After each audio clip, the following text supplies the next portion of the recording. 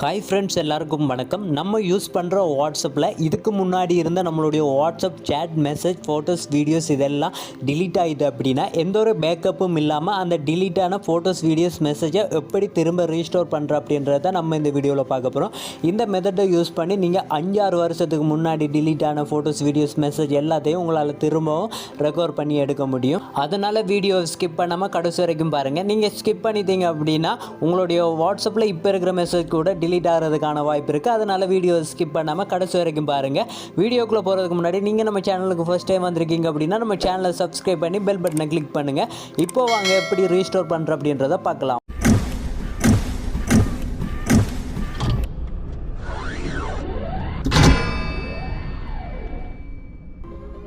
Okay friends, இதுக்கு first நான் என்னுடைய வாட்ஸ்அப் ஓப்பன் பண்ணி உங்களுக்கு என்னுடைய வாட்ஸ்அப்பை காட்டுறேன் பாருங்கள். இதில் பார்த்தீங்க அப்படின்னா எக்கச்சக்கமான சேட் இருக்குது. கிட்டத்தட்ட நான் இது 4 வருஷமாக யூஸ் பண்ணுறேன். உங்களுக்கு ஒரு டெமோக்காக இப்போ காட்டுறேன் பாருங்கள். நான் 4 வருஷத்துக்கு முன்னாடி பண்ண மெசேஜை இப்போ காட்டுறேன் பாருங்கள்.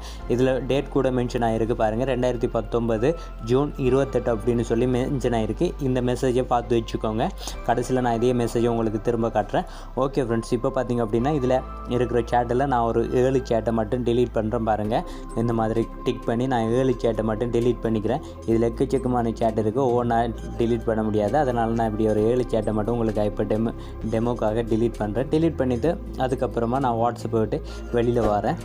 இதுக்கப்புறமா தான் எப்படி டிலீட்டான மெசேஜ் எல்லாத்தையும் நம்ம ரீஸ்டோர் பண்ணுற அப்படின்றத பார்க்க போகிறோம். அதனால் வீடியோ ஸ்கிப் பண்ணாமல் பாருங்கள்.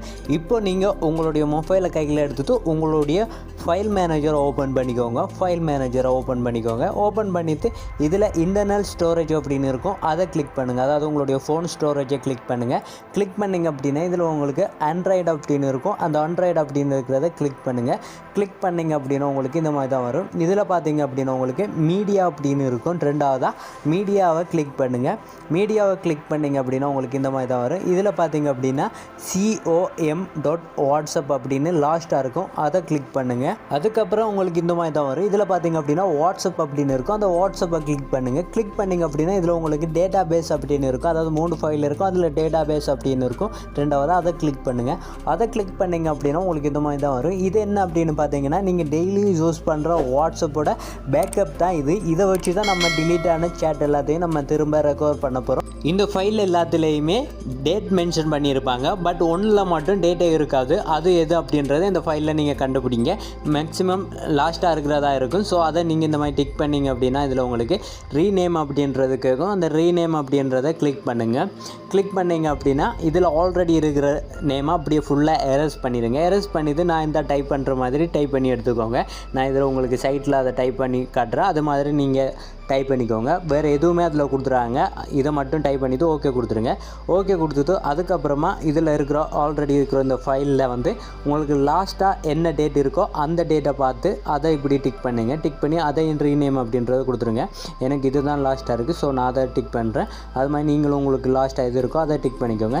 டிக் பண்ணிவிட்டு இதில் இந்த டேட் எல்லாத்தையும் எரேஸ் பண்ணிடுங்க. அதாவது நீங்கள் மொத்தமாக இதை ஃபுல்லாகவே எரேஸ் பண்ணிவிட்டு நான் இதில் காட்டுற மாதிரி நான் டைப் பண்ணி காட்டியிருக்க மாதிரி மட்டுமே டைப் பண்ணிக்கோங்க.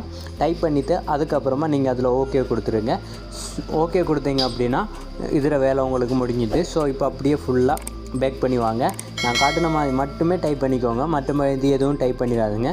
ஸோ இப்போ பேக் பண்ணி வந்துட்டு உங்களுடைய வாட்ஸ்அப்பை இந்த மாதிரி டிக் பண்ணி பிடிங்க. டிக் பண்ணிங்க அப்படின்னா ஆஃப் இன்போ அப்படின்னு வரும். இல்லை உங்களுக்கு இந்த மாதிரி வரும். ஸோ அதை அந்த டாட்டை கிளிக் பண்ணுங்கள். இது மாதிரி தான் வரும். இதில் பார்த்திங்க அப்படின்னா அன்இன்ஸ்டால் அப்படின்னு இருக்கும். அதை கொடுத்து ஓகே கொடுத்துக்கோங்க. அதாவது வாட்ஸ்அப்பை அன்இன்ஸ்டால் பண்ணிக்கோங்க. அன்இன்ஸ்டால் பண்ணிவிட்டு அதுக்கப்புறமா உங்களுடைய ப்ளே ஸ்டோர் ஓப்பன் பண்ணிக்கோங்க. ப்ளே ஸ்டோர் ஓப்பன் பண்ணி அதில் வாட்ஸ்அப்பை டவுன்லோட் பண்ணிக்கோங்க. டவுன்லோட் பண்ணிவிட்டு இப்போது வாட்ஸ்அப்பை ஓப்பன் பண்ணிக்கோங்க. ஓப்பன் பண்ணிங்க அப்படின்னா நார்மலாக நீங்கள் வாட்ஸ்அப் எப்படி ஓப்பன் பண்ணுவீங்களோ அது மாதிரி ஓப்பன் பண்ணிக்கோங்க. அதாவது உங்களுடைய மொபைல் நம்பர் என்டர் பண்ணி அதுக்கப்புறமா ஓடிபி பின் நம்பர் என்டர் பண்ணிக்கோங்க. அதுக்கப்புறமா உங்களுக்கு இந்த மாதிரி வரும். இதில் பார்த்திங்க அப்படின்னா கண்டினியூ அப்படின்றத கிளிக் பண்ணுங்கள்.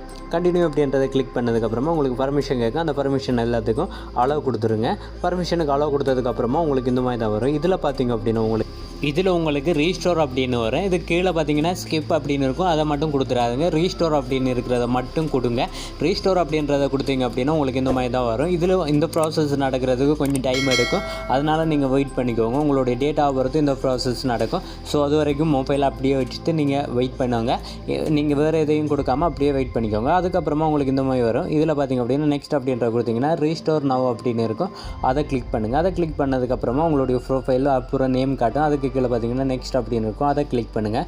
அதை கிளிக் பண்ணிங்க அப்படின்னா உங்களுக்கு உங்களுடைய வாட்ஸ்அப்குள்ளே இப்போ வந்துடும் பாருங்கள். இப்போ வாட்ஸ்அப்பில் நான் டிலீட் ஆன எல்லா சேட்டுமே, இப்போ நான் உங்கள் கண் முன்னாடி டிலீட் பண்ண எல்லா சேட்டுமே அதில் ஷோ ஆகுது பாருங்கள்.